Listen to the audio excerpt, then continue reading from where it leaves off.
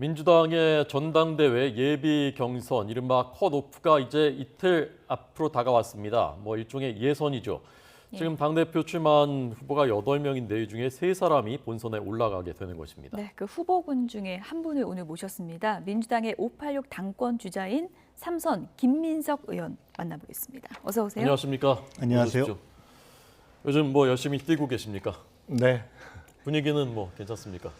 네, 중앙위원 컷오프가 이제 다가왔는데요. 예. 네. 여론조사하고 중앙위원들의 이제 70% 표심으로 되는데 괜찮게 보고 있습니다. 네. 전국 현안부터 한번 짚어볼까요? 오늘 현안들부터. 예.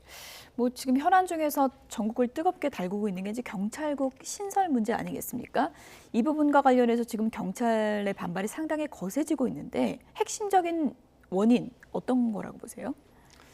세상이 바뀌었지 않습니까? 이제 시대가 달라졌는데 이게 전혀 시대착오적인 이 구시대로 돌아가려고 하는 데서 사실은 문제가 생기는 것이죠. 이게 경찰 한두 명이 반발하는 게 아니지 않습니까? 이게 대통령과 정부에서 마치 일부 세력의 반발처럼 몰아가려고 하고 있지만 실제로는 그렇지 않고 경찰의 지휘부서부터 일선까지 다 지금 반발을 하고 있고, 거기에는 일반 국민들도 인정하다시피 우리가 독재 시대에서 민주 시대로 넘어오면서 경찰의 독립성, 중립성이 일정하게 강화되고, 또 경찰에 대한 통제라는 것이 어찌 보면 자치경찰제 또는 경찰위원회 이런 방식으로 진행되는 흐름이 있었는데, 그걸 갑자기 법적 근거도 시비가 있는 상태에서 뒤집으려고 하는 상황에서 생기는 것이죠. 이제 게다가 그것을 무슨 12.12 쿠데타 이런 식으로 몰아붙이니까 너무 황당한 거죠, 사실은. 그러니까 심한 오바인데요. 이게 어떤 반발 또는 동의하지 않는 세력을 마치 폭도나 빨갱이로 몰아붙였던 것 같은, 오히려 아마 그 발언이 저게 정말 12.12 쿠데타 했던 세력의 발상이나 사고법 아닌가라는 인상을 오히려 국민들에게 주었을 거라고 봅니다. 네. 검찰도 법무부 검찰국이 있어서 인사와 예산을 통제받는데, 경찰은 이제 검수한 바구로 더 강하고 비대해졌는데 경찰국을 통해서 통제하는 것이 왜 문제냐라는 그리고 독립된 경찰이 어디 있느냐 전 세계에 대해서는 어떻게 생각하십니까? 아니, 그것도 법적 근거가 있어야 되는 거죠. 그 행안부의 치안과 관련한 또는 인사와 관련한 규정이 없는데 그것을 갑자기 저런 방식으로 뒤집으려고 한다는 것은 말이 안 되는 거죠. 그리고 그간의 논의의 흐름을 통해서 경찰에 대한 어떤 통제라는 것은 민간의 통제를 강화하는 방식으로 해서 우리가 경찰위원회라는 것을 이렇게 강화하는 쪽으로 쭉 논의가 진행되어 오는 것 아니겠습니까? 거기서 더 우리가 지금 고민하고 있는 것이 사실 자치경찰제의 강화라든가 이런 것이기 때문에, 그렇게 논의의 흐름 속에서 민주주의의 진전 속에서 우리가 하나하나 차곡차곡 진전시켜 왔던 방향으로 가야 되는 것이죠. 이것이 더구나 문재인 정부에서만 이루어졌던 것이 아니라 우리가 80년대 이후 민주화 과정을 거치면서 과거 내무부 치안국으로부터 현재와 같은 흐름으로 지속적으로 변해왔던 것 아니겠습니까? 그걸 갑자기 뒤집으려 하니까 문제가 생기는 거죠. 예. 일부 민주당 쿠데타 더구나, 그러니까 이런 거죠. 쿠데타 이야기도 하던데, 예. 아니 공개 회의하고 보고하고 그런 쿠데타가 있습니까? 그러니까 이게 말을 세게 한다고 권력이 세지는 게 아니잖아요. 이게 세상이 변하면 합리적인 방식으로 소통하면서 대화하면서 그러면서 민주적인 권력이라는 것은 강화되어 가는 것인데, 스스로도 예상치 못한 방법으로 그냥 과거와 같이 누르면 된다고 생각했던 것이 그렇지 않게 되니까 오히려 말만 더 강해지고, 그런 것이 오히려 권력에 대한 정당성 또는 지금 그 경찰에 대한 조치의 정당성들을 약화시키는 것이다, 이렇게 보고 있습니다. 네, 민주당에서는 경찰국 신설을 반대를 하니까 그러면 대안은 무엇이냐. 그리고 일각에서는 검경 수사권 조정을 할 때 경찰에 대한 통제도 함께 좀 구체적으로 그거를 준비를 했어야 된다, 이런 지적도 있거든요. 그것은 지금 우리가 국회에서 가는 사개특위 등등이 있으니까 그런 부분을 보완하는 논의를 하면 되죠. 그러면 그런 문제가 있다면 국회에서 차근차근하게 논의하면 될 것을 지금 법적 규정에도 없이 그거를 령으로 갑자기 이렇게 법정 어떤 요건을 맞추지 않으면서 가려고 하는 것이 근본적으로 편법의 문제점을 일으키는 것이라고 봐야죠. 네.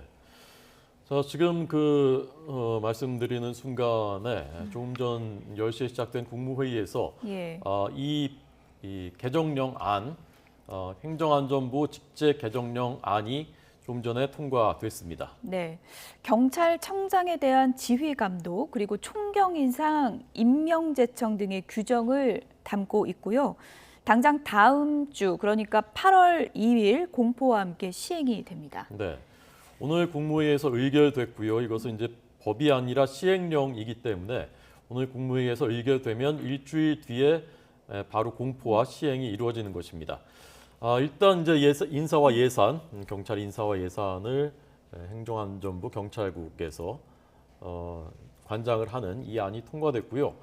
뭐 큰 변수가 없다면 이제 그 시행이 될 것 같습니다. 민주당에서는 앞으로 어떻게 하겠다는 계획이 좀 있습니까?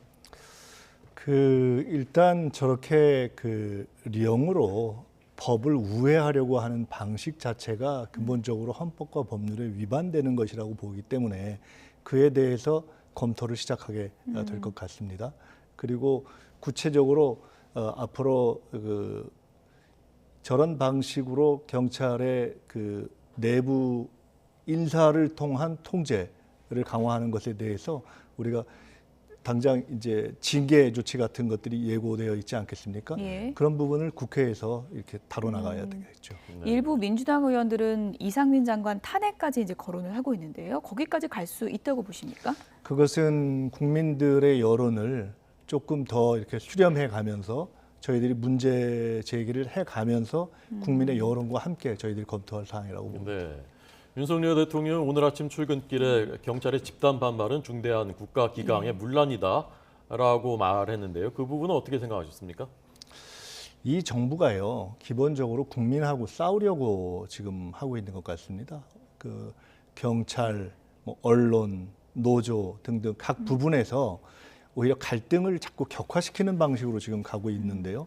저는 큰 틀에서 보면 대통령이 지금 전체적인 국정의 기조를 잘못 잡고 있다 이렇게 봅니다. 예. 지금 사실 각 부분에서 갈등을 일으키고 문제를 일으킬 상황이 아니라 초유의 경제 위기, 스태그플레이션이 예상되고 있는, 예견되고 있는 시점이기 때문에 아주 단순하게 이야기한다면 우리가 과거 IMF 때 김대중 전 대통령이 어떻게 했는가를 돌이켜 보면 됩니다.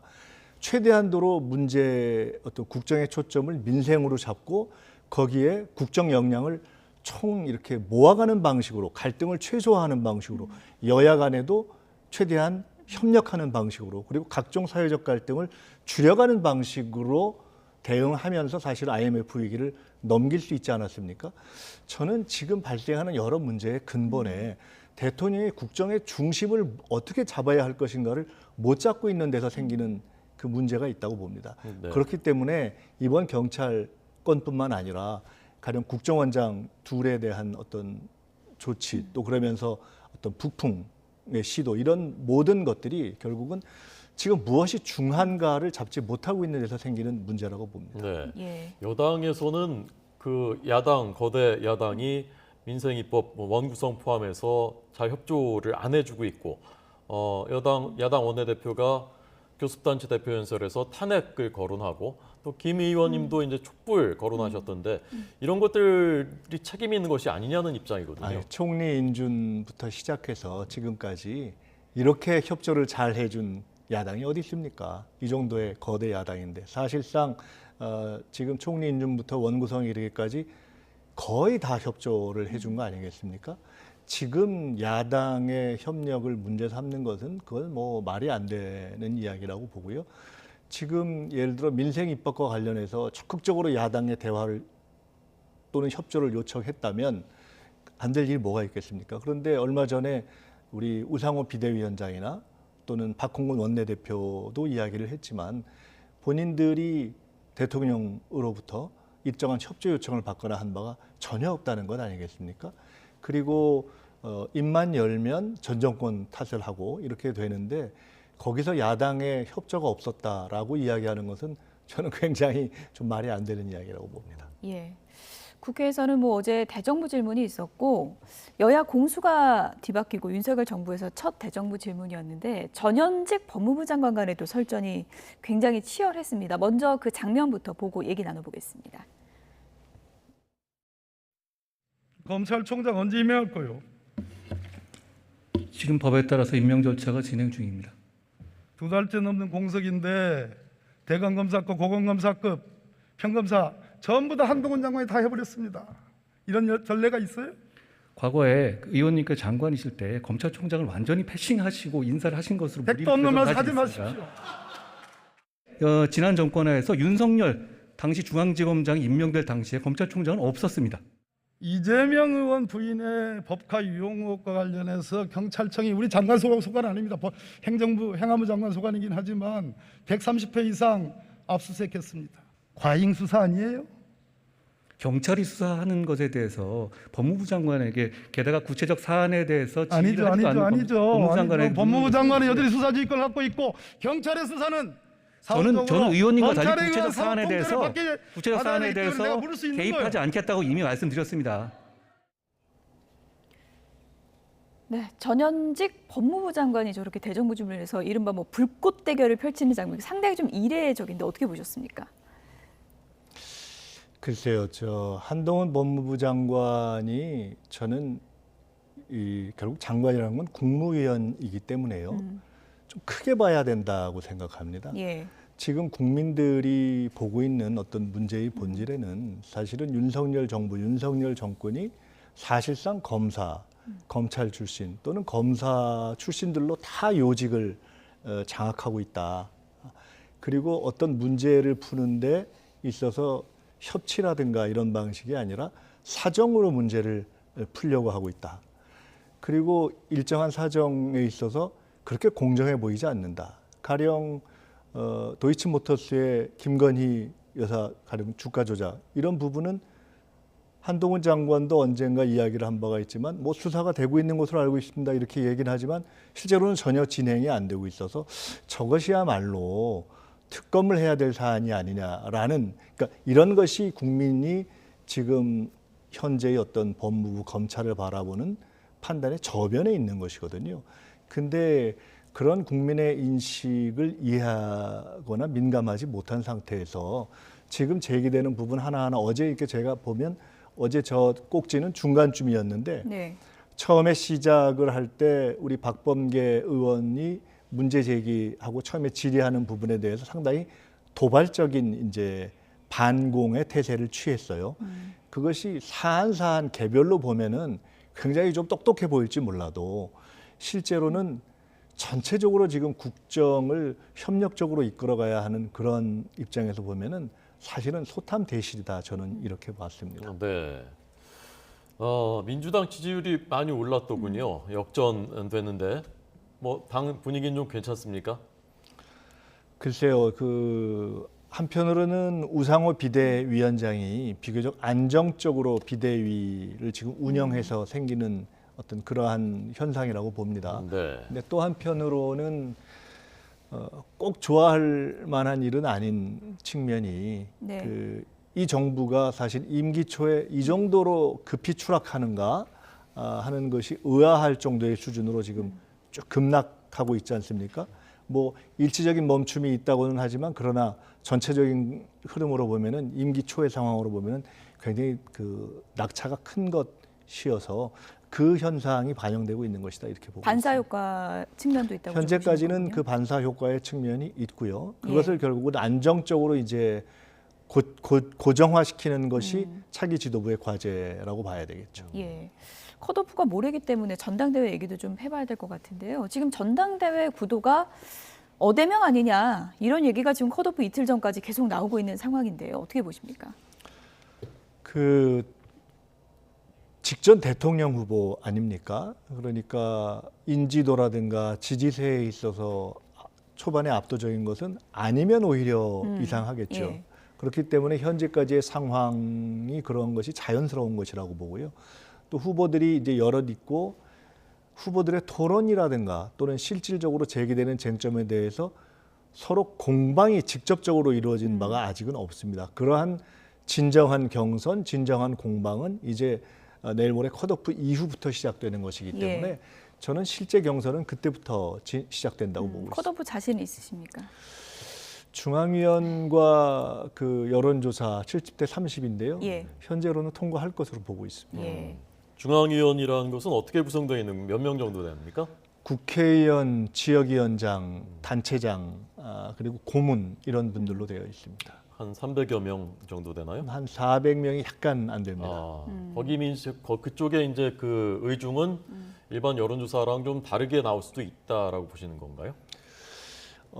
일반 여론조사라기보다는 지금은 이제 결국 반영될 조사는 지지층과 중도층 이렇게 네, 되어 네. 있습니다. 근데 현재로서는 인지도라든가 이런 지지세에서 굉장히 앞서가고 있는 이재명 의원 외에는 큰 사실 지지층 조사로 가면은 예. 몇 퍼센트 정도의 차이지 변별력이 크지는 않습니다. 그런데 중앙위원들의 경우는 상대적으로 각 후보들의 걸어온 길이라든가 또는 그 생각이라든가 또는 이번 결정이 이후 당에 어떤 영향을 미칠 것인가에 대해서 조금 더 깊이 알고 있는 분들이 많기 때문에 그 결과는 현재의 여론조사와는 좀 다를 거라고 보고 있습니다. 네.